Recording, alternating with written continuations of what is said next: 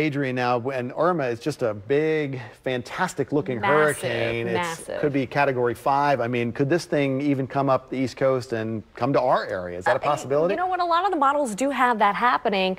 They have it continuing on this westward track across the Caribbean, eventually tracking over or very close to Cuba and affecting sections of Florida, and then making a northern turn to sections of the East Coast. So that's what we're going to be watching the next several days.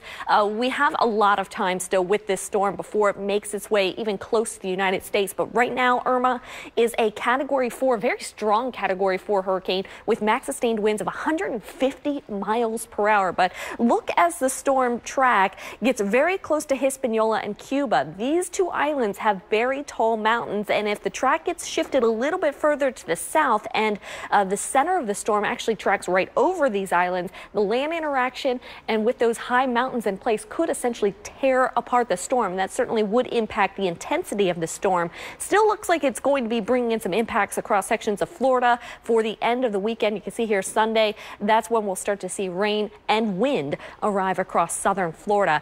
If Irma does impact us here across the mid-Atlantic, it won't be until next week. So something to keep in mind, but for the time being, we do have this cold front. That's what's going to be knocking on our door later on today. Right now, a mostly clear scenario across much of our area, but clouds already starting to arrive across western Maryland. Temperatures this morning are on the warmer side. We're currently sitting at 69. That's at BWI Airport. Many spots in the mid to upper 60s, but we do have some locations already in the low 70s from Centerville down towards Oxford this morning. Ahead of the front, it's warm. It's a touch humid out there as well, but behind it, much cooler air will be arriving. With that front, we'll be looking for some strong, possibly severe thunderstorms. We do have a marginal risk for the day today. All the areas shaded here in green. Damaging winds going to be the primary concern, though we could see some hail. Do have some sunshine early. It's this afternoon when we really have to be on the lookout for those strong, possibly severe thunderstorms right on into this evening. Here we are at 7 p.m. So definitely keeping our eye out for all of that activity. For the day tomorrow, it's cloudy, occasional rain going to be with us. So the rain gear certainly going to be needed as we do head through your Wednesday.